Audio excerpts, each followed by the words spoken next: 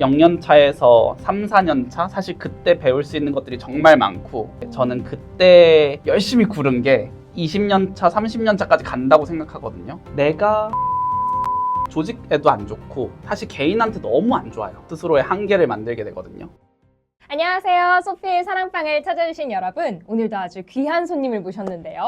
우리 토니 원지형님이시고요. 앞으로 토니라고 부를 거예요. 우리 토니님께서는 당근마켓에서 프론트엔드 개발의 핵심을 맡고 계신다고 할 수 있죠. 테클리드님, 토니님 모셨습니다. 박수로 맞아주세요. 와! 저는 당근에 다닌 지 한 6년 반 정도 됐고요. 지금은 프론트엔드 코어팀 리드를 맡고 있는 원지혁이고, 당근이 확장할 때 들어와가지고 되게 다양한 프로덕트도 경험해보고, 그리고 실제로 개발자분들이 많이 늘면서 그분들이 좀 더 재밌고 신나게 일할 수 있을 만한 플랫폼들 만드는 데 좀 집중해 왔어요. 처음에 제가 왔을 때만 해도 이제 중고거래 위주의 제품이었는데 이제 확장하기 시작했고, 처음에 맡았던 제품이 그 당근 알바라는 제품이었고요. 너무 알죠? 당근 지도라고 그거의 초기 버전을 제가 하기도 했었고, 우와. 그리고 지금 있는 당근의 검색 화면이 웹으로 돼 있어요. 그것도 제가 시작을 했었고, 그리고 기술적으로도 저희가 오픈소싱 돼 있는 스택플로우라는 프로젝트나 아니면은 뭐 다양한 것들 오픈소싱 된 프로젝트들도 해왔고, 참 너무 많이 레전드를 썼는데요, 진짜. 네, 열심히 살았습니다. 그 리드 포지션이라는 이게 솔직히 말하면 아무나 맞는 건 아니잖아요. 어떤 길을 거치면 이렇게까지 올 수 있는지 너무 궁금하더라고요. 여러분도 궁금하시죠? 일단 좀 어렸을 때부터 회귀를 해볼게요. 네네네. 토니님, 어렸을 때 어떤 아이였나요? 되게 그냥 어렸을 적을 생각해보면 자기 주관이 좀 강했던 친구였고요. 네. 되게 작은 것들에 되게 깊게 몰입하는 걸 되게 잘했던 것 같아요. 부모님이 장난감 사주면은 거의 하루 종일 그걸 갖고 논다든지. 사실 컴퓨터를 하겠다고 마음을 먹게 된 이유는 중학교 2학년 때쯤이었어요. 그때 아이폰이 나왔었거든요. 그거를 어쩌다가 받고 나도 저런 일을 해보고 싶은데 하는 마음이 있었어서 지금 프로덕트 디자인 이런 걸 원래 하고 싶어 했었어요. 근데 그런 걸 하려고 하면은 네. 입시 미술을 해야 되는 것 같고, 갑자기? 너무 다른데요? 그쵸? 미대를 가서 디자인학과를 가려면 그래서 네. 그런 건 좀 내가 지금 늦었겠다라는 생각을 좀 했고, 프로그래밍을 해보면 어떨까? 어쨌든 저는 그때도 컴퓨터는 되게 좋아했어가지고 그런 거 해보고 싶다 하는 생각이 있었어요.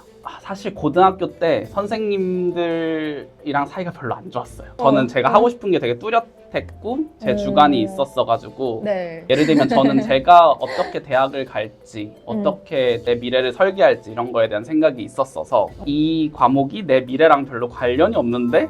이러면은 이제 숙제를 하나도 안 하고, 공부는 되게 잘했었는데 문제아 취급을 많이 받았습니다. 주관이 어렸을 때부터 있는 거가 사실 우리나라에선 쉽지가 또 않을 맞죠. 수 네. 있는데. 그래서 주위 친구들이 되게 신기해했죠. 그러니까 어떻게 그렇게 하고 싶은 게 명확하고 자나깨나 그런 생각을 하는지. 그러게요. 그럼 네. 어떻게 그래요? 사실 지금 제가 하고 싶은 거나 지금 제가 개발자분들을 돕는 일을 하잖아요. 네. 저는 이게 좀 천직이라고 생각을 하는데, 제가 이 일을 하게 된 계기부터 얘기를 해보면은 진짜 어렸을 때인데, 지금은 막 이제 페이스북이나 인스타그램 같은 소셜미디어가 인기인데 그때는 되게 그냥 인터넷 커뮤니티 게시판들이 좀 많았어요. 맞아요. 근데 그때 제가 뭔가를 막 만들어서 인터넷 게시판에 올리는 걸 했었어요. 정말 보잘것없는 거였겠지만 사람들이 거기 막 좋아요를 남겨주고 댓글을 달아주고 그게 너무너무 행복했거든요. 내가 만든 어떤 결과물을 내보이고 사람들이 그거에 반응하고 그 재미를 되게 일찍 알게 돼서 뭔가 더 그것 때문에 자신감도 더 붙고 더 몰입하게 되고 뭐 그랬던 것 같습니다.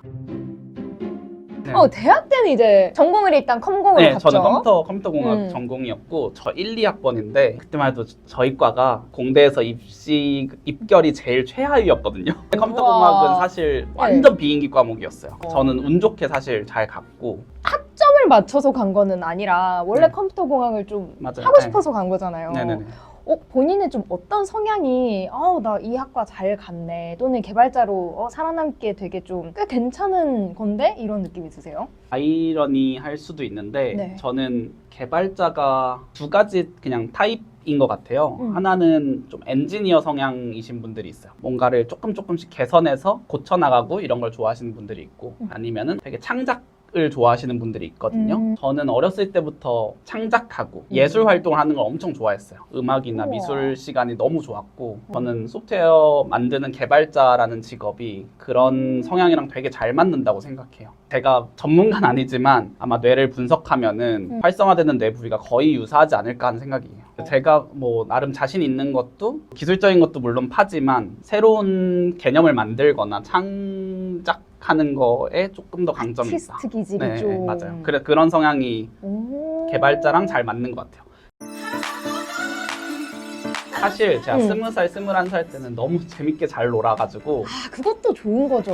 네, 21살까지는 음악을 하려고 했었어요. 디제잉이나 전자음악을 되게 좋아했었는데 그것도 컴퓨터로 뭔가 하는 거니까요. 네. 그냥 사실 놀자파는 살다가 군대 갔다 와서 뭘 해야 될까 하고 복학하고 이제 알바로 과외나 학원 강사 일을 좀 했었어요. 그렇게 그냥 지내다가 같이 군대 생활을 했던 형이 같이 창업을 해보지 않겠냐 하는 제안을 해줘가지고 그때 이제 창업을 하게 됐습니다. 왜냐면 저는 잃을 게 없었거든요.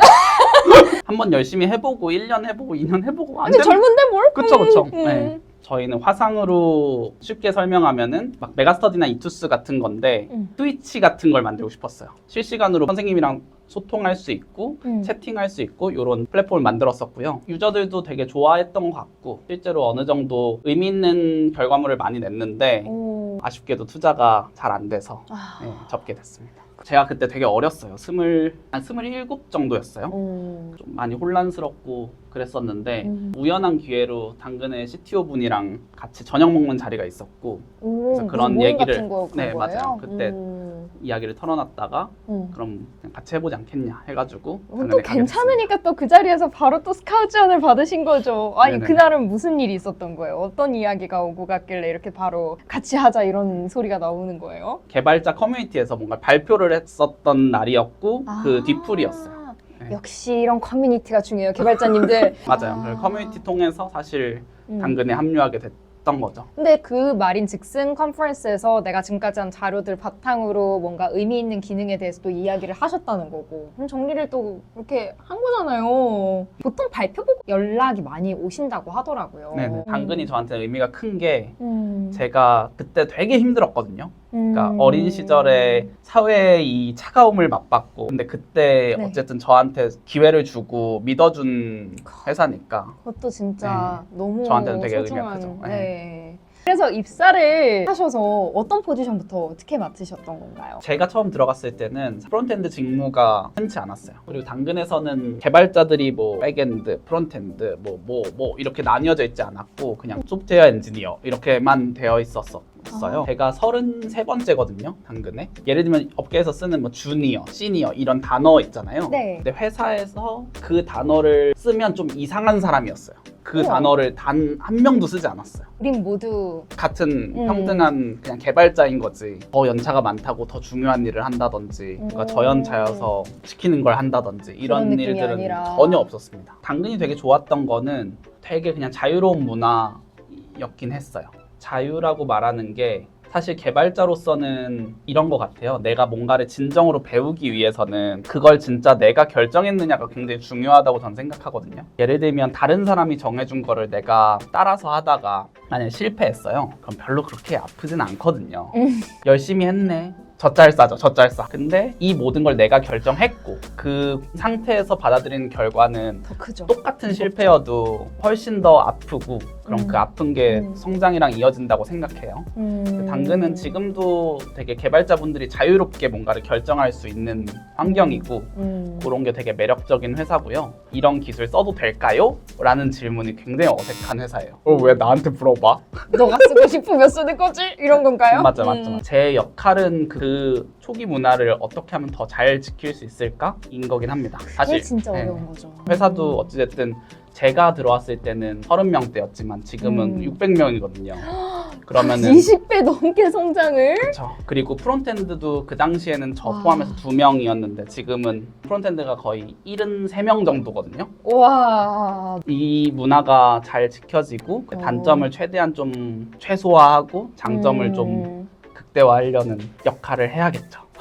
잘하고 있는지는 저 모르겠습니다. 약간 좀 들어보니까 당근이 운이 좋다. 네. 이런 분을 어떻게 운 좋게 스카웃을 해갖고 데리고 갔대요, 정말. 자, 지금 계시는 프론트엔드 코어 팀, 코어 팀이라고 하는 게 좀 색다른데, 네네. 이건 좀 쉽게 말하면 어떤 팀일까요? 제가 이 팀을 이제 만들게 됐었는데 그 당시에 제가 거의 프론트엔드를 처음 뭔가 조직을 세팅하고 채용하고 그런 역할을 주로 했었어요. 와, 그때 이제 막 제품들이 분화하기 시작했었고요. 프로덕트 매니저나 프로덕트 디자이너나 프론트엔드 엔지니어나 이렇게 쭉 뭔가 이렇게 조직이 쫙쫙쫙쫙쫙 이렇게 세팅되는 단계였거든요. 근데 개발자분들이 제품을 막 만드시다 보니까 그분들이 더 빨리 달리셔야 되는데 그러기까지의 장애물이 굉장히 많다고 느꼈어요. 이거는 제가 어느 날 그냥 자다 꿈을 꾼 건데 그거 너무 신경을 많이 쓰다 보니까 네.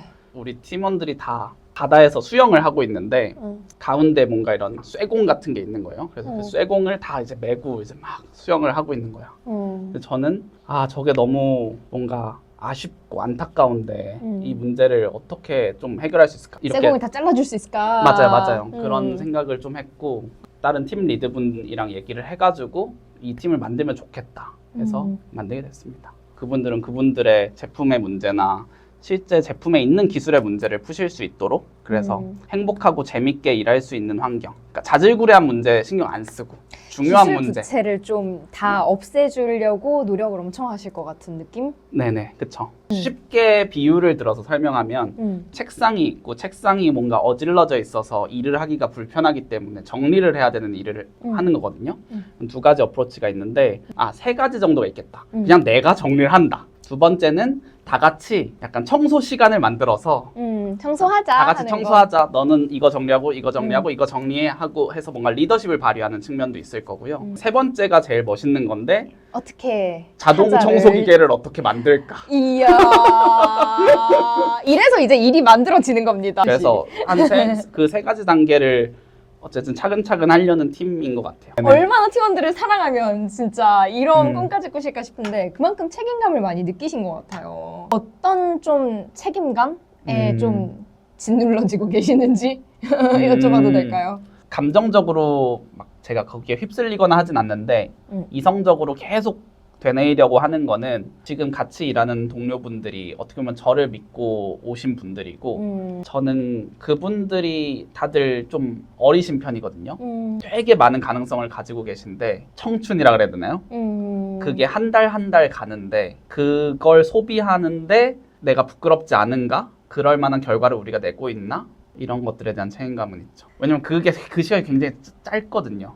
0년 차에서 3, 4년 차? 사실 그때 배울 수 있는 것들이 정말 많고 저는 그때 열심히 구른 게 20년 차, 30년 차까지 간다고 생각하거든요. 근데 그때 정말 배울 수 있는 환경을 내가 주고 있는 건지 그런 소중한 시간을 쓰는데 그만한 성과를 냈는지 그분들이 그래서 행복한지 이런 것들에 대한 책임감은 있습니다.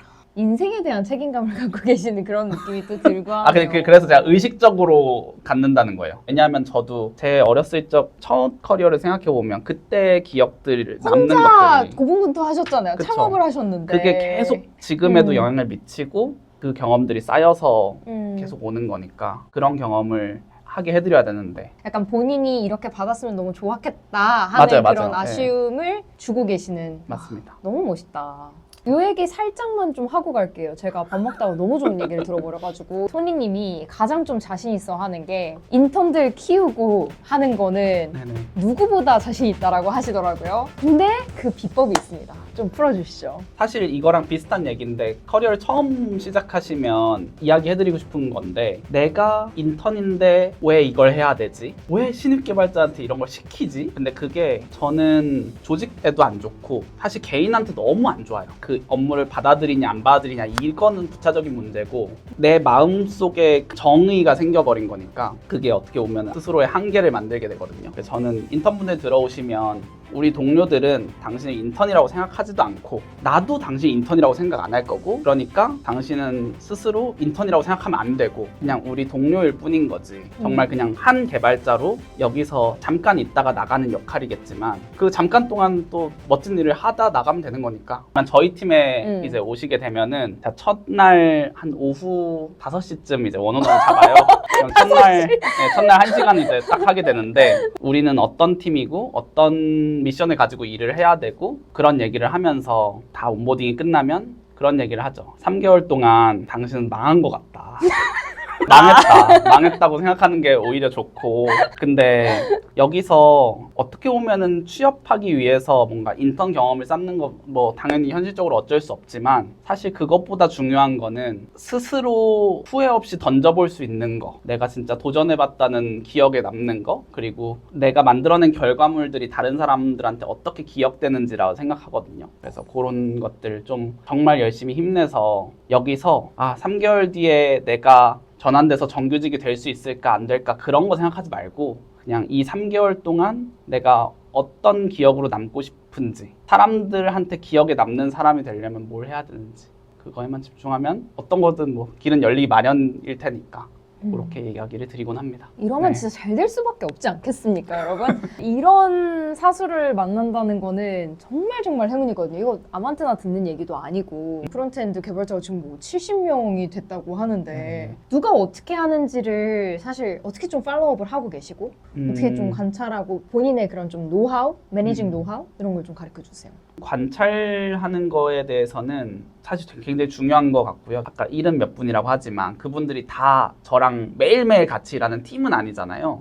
조금 멀리 떨어져서 제품팀에 계시고 저는 프론트엔드 코어팀에 있으니까 그래도 저는 가끔씩 이제 저희 전체 그 명단을 띄워놓고 이분이 뭘 좋아하지? 이분은 뭘 잘하지? 그런 거를 좀 떠올리려고 하는 편이에요. 이름도 최대한 다 외우고 업무 방식을 관찰하는 거에 있어서는 어떤 팀에서 업무 방식을 뭐 바꾸거나 아니면은 뭘 해보자 뭐 이런 식의 회의들이 되게 있잖아요. 회고하거나 하면은 이런 거에서 좀 더 노력을 해보자 이런 식으로 결론이 나아지거나 이러는데 저는 그거보다는 실제로 이 팀에는 어떤 습관이 있는지 그런 거를 좀 많이 섬세하게 보려고 하는 편이에요. 예를 들면 이런 거예요. 처음 입사를 하면은 어떤 회의가 있지? 일주일에 모두가 참여하는 회의는 뭐지? 그리고 모두가 작성해야 되는 문서는 뭐지? 그런 것들 좀 관찰하고 더 개선할 부분이 있을까? 이런 것들 좀 보는 편이죠. 그럼 팀에 이렇게 팀 리드분들한테 이건 이렇게 하는 게 더 좋을 것 같아요를 어떤 주기로 좀 얘기를 하세요? 리더분들한테 직접적으로 피드백을 드리진 않고 어떤 문제가 표면으로 드러날 때 어떤 트리거가 있잖아요. 그러면 결국엔 뭐 어떤 문제가 있을 거예요. 모두가 공감하는 어떤 문제가 있고 찔린다. 네. 그러면은 이야기가 전개되는 게 네. 이번 분기, 반기, 1년간의 로드맵을 정해보자. 아니면은 우리 팀의 비전이 뭔지를 정해보자. 뭐 이런 식으로 논의가 되는데 사실 그거는 되게 본질 같아 보이지만 본질이 아닐 수 있다고 전 좀 생각하는 편이에요. 사람들이 말로써 싱크를 하는 거는 각자가 살아온 배경이나 이해를 하는 방식의 차이가 있고 언어의 한계라는 게 존재하기 때문에 완벽하게 일치하기가 굉장히 어렵고 계속 맞춰 나가야 되는 부분이에요. 우리가 결정하고 다 같이 동의했지만 그게 진실이 아닌 경우가 되게 많거든요. 너무 많죠. 어떻게 보면 그걸 맞추는 거는 저한테는 너무 어려운 일이니까 사실 포기를 한 거고요. 그건 포기하되 그럼 우리가 맞출 수 있는 건 뭘까? 그러면은 습관을 맞춰보자. 뭐 그런 측면에서 좀 주의 깊게 보는 것 같습니다. 그게 어떻게 보면은 개발 문화를 만들어 가는 거죠. 맞죠. 그렇게 전 표현하곤 해요. 회의를 설계하는 사람? 그게 사실 매니저 역할 중에 하나라고 생각하긴 합니다. 생각해보면 회의가 진짜 1분 1초가 굉장히 귀하거든요. 많은 사람들이 진짜 다 모여있는 이 시간이 합쳐지면은 1분이 뭐 거의 뭐 10분짜리인 거잖아요. 10명이 모인다 그러면. 그래서 그 회의 시간을 어떻게 설계하는지가 어떻게 보면은 스퍼트를 내는데 관건일 수도 있겠다? 어떻게 보면 코어 역할을 또 하고 계시는 거죠. 맞아요. 당근 마켓의 이 프론트엔드 개발자들 어떻게 좀 컬처가 좀 뭔가 많을 것 같은데 도전이랑 실험을 되게 장려한다 하셨잖아요. 네네네. 진짜 좀 어떤 식으로 장려해요? 정확히는 도전과 실험을 하는 데 있어서 방해되는 걸 최소화하는 거? 예를 들면은 A/B 테스트를 한다 이러면은 일단 두벌을 만들어야 되는 문제가 있고요. 그다음에 분석을 어떻게 해야 될지도 굉장히 사실 다르죠. 리소스가 많이 드는 일이에요. 그래서 어떻게 보면은 실험을 하기보다는 그냥 롤아웃 하는 게 더 리소스적으로는 더 적게 드는데 그런 것들 좀 최소화하려고 하는 편이고 어떤 명확한 방향성이 딱 있어가지고 요거를 하기 위해서 실패를 한다 이거보다는 정말 다양하게 시도해 볼 수 있게 그 진입 장벽을 굉장히 낮춰주는 문화를 좀 가지고 있는 것 같아요. 저희 팀이 그걸 하려고 노력을 하는 팀인 거고. 어떻게 보면 사람이 많아서 네. 점점 협업이 또 중요해질 수도 있을 것 같아요. 네네네. 좀 협업을 잘하는 프론트엔드 개발자 어떻게 찾아요? 어떻게 또 가꿔서 성장시키십니까? 개인의 습관의 문제일 수 있는데 결국에 예측 가능한 협업 동료가 되는 게 중요하잖아요. 그럼 예측 가능한 사람이 되기 위해서 두 가지 방법이 있을 것 같아요. 하나는 굉장히 계획적인 거. 치밀하게 플랜 A, B, C 해서 이제 치밀하게 해서 예측 가능성을 높이는 방법이 있어요. 근데 저는 그거 진짜 자신이 없고 저는 좀 즉흥적인 타입이어서 저는 반대로 협업을 할 때 되게 빨리 만들어야 된다는 편이고 그 데모 보여주는 거를 자주 빨리 해야 된다. 보여주면서 예. 서로의 합의를 하며 간다. 오케이. 그렇죠. 그게 약간 제 스타일인 것 같아서 음. 저랑 비슷한 성향이신 분들한테 보통 협업 문제가 있어요. 저도 있었고 네. 데드라인을 같이 합의를 하잖아요. 언제까지 하겠다라고 얘기를 했으면 3년차 되기 전까지는 네. 약간 철칙은 무조건 전날 돼야 된다였어요. 그 당일날 되는 건 안 된다. 봤을 때 느낌이 다를 수 있거든요. 실제로 만들어진 걸 봤을 때 배포하면 뭔가 이게 이상해? 좀 아닌데? 좀 아니야? 그럴 수 안 있어서. 맞네, 이러면서. 네. 근데 그게 어찌됐든 예를 들면 우리가 기대하는 딜리버리 타임이 있을 텐데 계획대로 만약에 착착착착 되면 피버팅 할 수 있는 여유가 없어요. 없으면 안 되니까. 그러면은 모두가 만족할 만한 결과물이 결국에 안 나오거든요. 그래서 데드라인에 쫓기기보다는 미리 데모를 조금 불안전하더라도 보여주고 빠르게 피벗할 수 있게 그 공간을 계속 만들어줘야지. 저분이랑 일하면은 실제로 결과물이 마음에 드는 게 나온다가 될 수 있겠죠. 그치. 최종 결과물이 네. 또 중요한. 그렇죠. 네. 인턴분들 오시면 늘 하는 얘기가 있어요. 제가 네. 수학 강사를 했었는데 그때 늘 잘 가르쳤었거든요. 그랬을 것 같아요. 늘 했던 조언이 수능이 30번까지 있었잖아요. 1번에서 30번. 지금도 30번이겠죠? 보통 이제 상위권을 준비하는 학생들이 28, 29, 30번 어려운 문제들 때문에 틀려가지고 고민이 되게 많아요. 보통 이제 그 친구들이 하는 전략은 어려운 문제집을 사서 풀거든요. 근데 제가 그 친구들한테 늘 했던 조언은 어려운 문제는 계속 어렵고 그건 변하지 않아. 그러니까 28, 29, 30을 풀 생각하지 말고 1번부터 20번까지를 진짜 빨리 풀어보자. 그러면은 시험에 딱 가서 그 마지막 어려운 문제를 풀 시간이 충분할 거다. 이 얘기를 늘 하거든요. 저는 개발도 비슷하다고 보는 게 실제 유저 문제를 풀 때나 기술적인 문제들도 막 레거시나 이런 거 복잡하잖아요. 근데 문제는 시간이 없으면 그건 해결할 수가 없어요. 왜냐하면 이 세상에 존재하지 않았던 문제이기 때문에 시간을 들여야 되는 건데 그러려면 그 시간을 내야 되고 그 시간을 내려면 기본 문제를 굉장히 빨리 풀어야 돼요. 그러면은 충분히 시간이 나오고 여유가 생기니까 더 깊이 고민할 수 있어서 그 문제를 그냥 덮고 넘어가거나 대충 치우고 또 발생하게 만든다든지 그게 아니라 진짜 해결할 수 있겠죠. 실패 경험.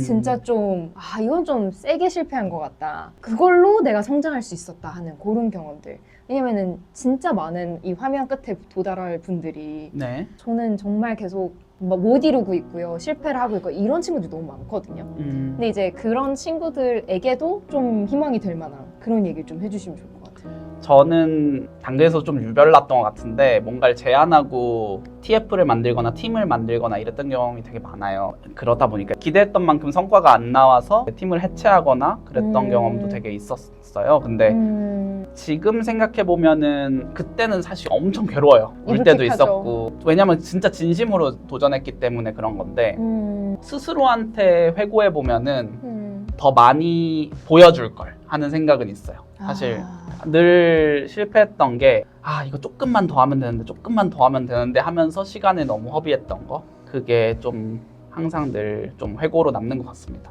이게 완전히 실패할 거야 이면은 딱 놓겠는데 네. 이게 또 조금씩 또 성과가 또 나와요. 그쵸. 그럼, 이게 네, 그러면 해야죠. 못 놓잖아요. 네. 받아들이는 시점이 언제예요? 글쎄요, 뭐 실패를 여태까지 받아들인 적은 없는 것 같아요. 늘 후회하면서 삽니다. 그냥 계속 그 생각이 들어요. 그때 뭘 더 잘할 수 있었을까? 왜 그때 더 잘 못했지? 그 생각이 몇 년이 지나도 납니다. 너무 알 것 같아요. 그러니까 배우는 게 많겠죠. 그래서 실패를 그렇죠. 하시면 기분 아프지만 그래도 여러분 약간 그 길에서만 또 생각하지는 또 말고 네. 이렇게 또 살짝 또 요즘 팀 또 폭파됐대잖아요. 한번 폭파하고 또 다른 것도 하는 거죠. 근데 이거 어쩌다 보니 또 성공했는데 막 이럴 때도 있는 거고. 그쵸. 그쵸? 이건 그냥 지나가는 재밌는 얘기예요. 좋아요. 학원 강사를 하면서 같이 창업하고 막 기획하고 이렇게 했었어요. 왜냐하면 창업한다고 첫날부터 월급이 나오는 건 아니니까. 그렇죠. 그래서 그런 기획이랑 이런 걸 병행했었던 시절이 있었는데 갑자기 어느 날 뭔가 네트워크가 닿아가지고 처음으로 외주 일을 하게 됐었어요. 제가 원래 학원에서 받던 월급이 한 달에 80만 원 받고 일했었거든요. 잠시만요. 정말? 네. 와. 네, 근데 뭐 저는 뭐 사실 그 전에는 1대1 과외하면서 월에 한 30, 40 이렇게 벌었으니까 그래도 80에서 한 100 정도 사이였는데 외주를 한번 받았거든요. 하루 딱 개발해서 딱 줬는데 그때 들어왔던 돈이 300만 원이었어요. 그때 바꿨군요. 눈이 돌아가가지고 다음날 원장님한테 그만두겠다고 하고 그만뒀어요. 그래서 그때 이제 그 시간에 개발을 더 막 이런 생각을 했었는데 지나고 나서 보니까 이렇게 말도 유창하게 하잖아요. 사실 이게 그때 되게 많이 훈련한 거예요. 제가 원래 말을 잘 못했어요. 학원 강사 하기 전에는 말을 하는 게 되게 무서웠고 힘들었었는데 어떻게 보면 그 경험 자체가 되게 더 성장할 수 있는 과거에 발판이 된 거죠. 그쵸, 발판이 된 거죠. 사실 내가 개발자를 해야 되는데 지금 이걸 하는 게 맞나?부터 시작해서 이 방향성이 맞나? 뭐 이런 생각을 하는 분들이 있단 말이죠. 근데 저도 뭐 돌이켜서 생각해 보니까 그래도 학원 강사 하면서 되게 열심히 살았어요. 제가 중학생도 하고 고등학생도 하고 이랬었는데 어우, 빡센 아이들을 중학생 했네요. 한 명을 제가 과고를 보냈거든요. 그거 하면서 그래도 열심히 하려고 했고 어떻게 하면 좀 더 잘 가르칠까? 어떻게 하면 성적이 오를까? 그런 고민을 하니까 어쨌든 진심으로 하다 보니까 좀 더 이런 스피킹 실력도 더 생기고 그랬던 것 같아요. 그래서 지금 있는 길이 딱 지름길이 아니더라도 매일매일 그냥 열심히 살다 보면 다 도움이 되는 것 같더라고요. 이게 바로 스티브 네. 잡스님이 얘기한 connecting the 맞아. dots인가요? 네. 진짜. 갑자기 생각이 들었어요. 말 근데 저는 얘기를 하다가 이 능력치가 리더십 롤까지 오시는 데 되게 큰 역할을 맞아. 했을 거라 네. 생각하거든요. 네.